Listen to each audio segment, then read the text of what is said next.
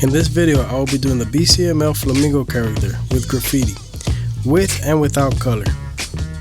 Next, you want to give yourself an idea of where you will be putting the design, referencing the image so that you know where each part of the face will be to give you some good points in order to keep the character proportioned.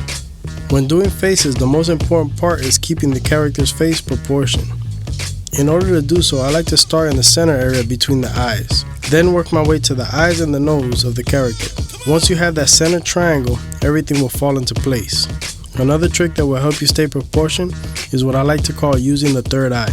You want to pay attention to other certain features of the face and where they meet. If you're working on the tip of the nose and it lines up with the bottom of the ear, or if the tip of the side of the mouth lines up with the midpoint of the eyebrow above. With my NST outliners, I will start to carve into the head in the area where the center of the character's face will be. I will give myself a few references on certain parts of the eyes to stay proportioned. I will outline the shape of the first eye, then work my way into the inner parts, shaving out whatever will not be hair and leaving hair as the lines.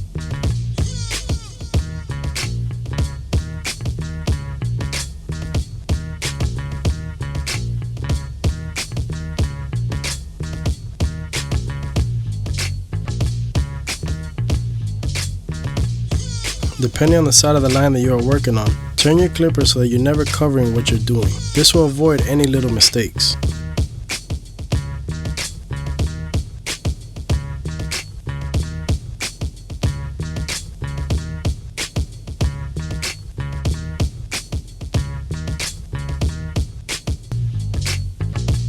With this type of art form, I am drawing backwards, taking away hair in order to make the lines and shapes.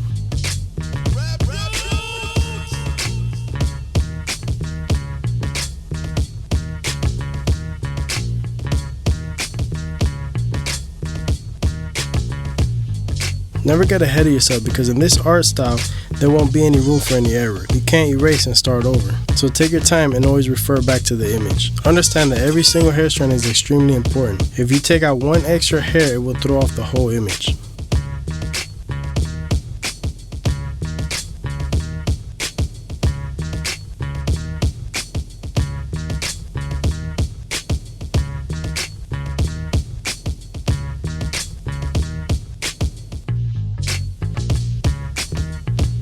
Almost all the lines, shapes, and details in the face are connected, so you want to be very cautious moving into your next part of the design.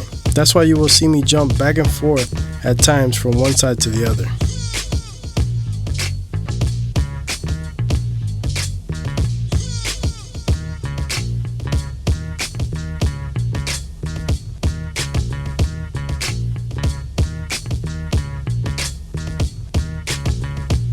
Notice how on the beak of the flamingo I marked where it starts and where it ends, and then joined them together. When doing a big shape that has to be very accurate, giving myself guide points will help me stay on point.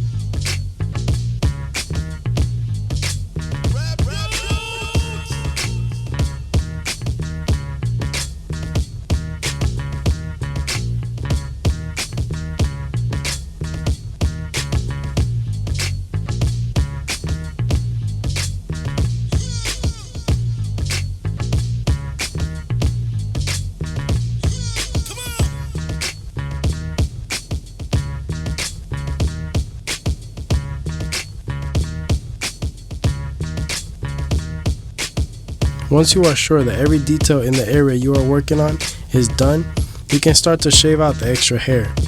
But make sure you don't accidentally shave any other parts of the design.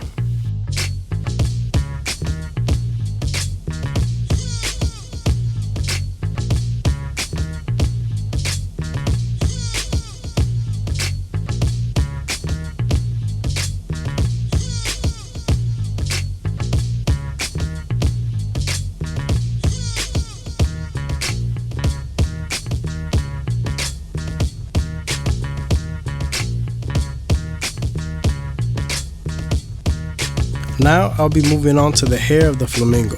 I will outline the shape of the hair without shaving away from the inside of it so that it will look realistic. Remember, like I said earlier, the lines connect.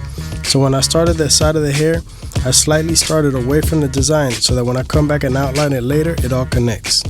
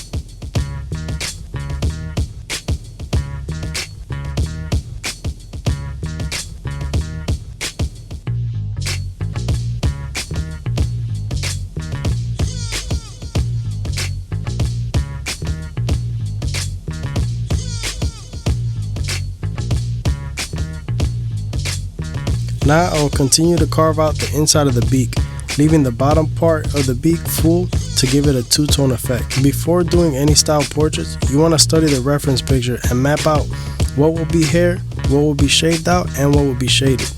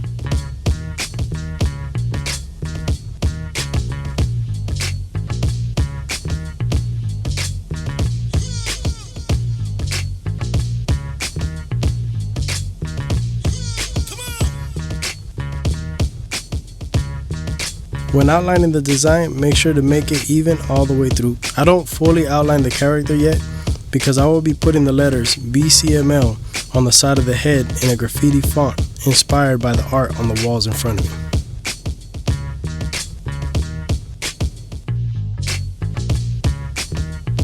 First, map out and measure to give yourself an idea of how big the letters will need to be to fit in the space. I will start with the letter B, shaving out the hair. These letters are a freestyle, so there is no wrong or right way of doing the design. Just try to keep the consistency of the style throughout the letters.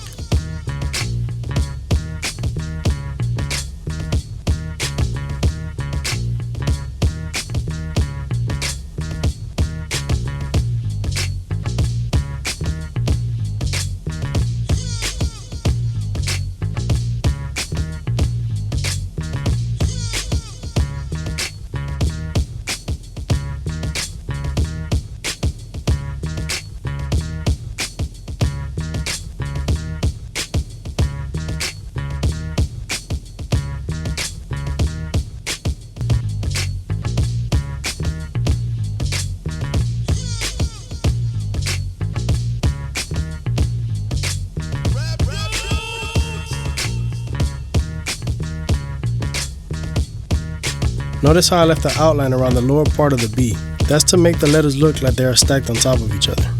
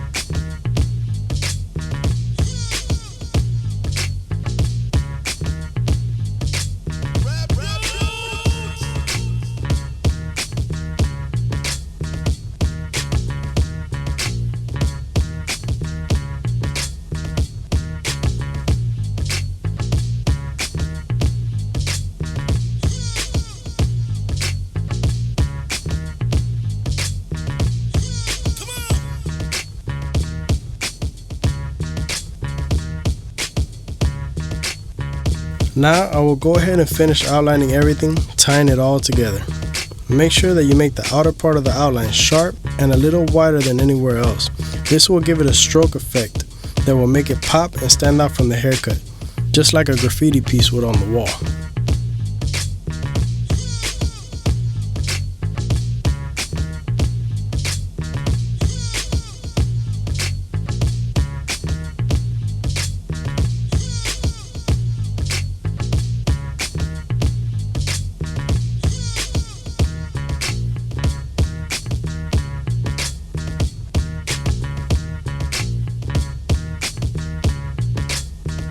Now I will fade the flamingo sides a bit to make it look like a real haircut, and touch up any little hairs that may be sticking out.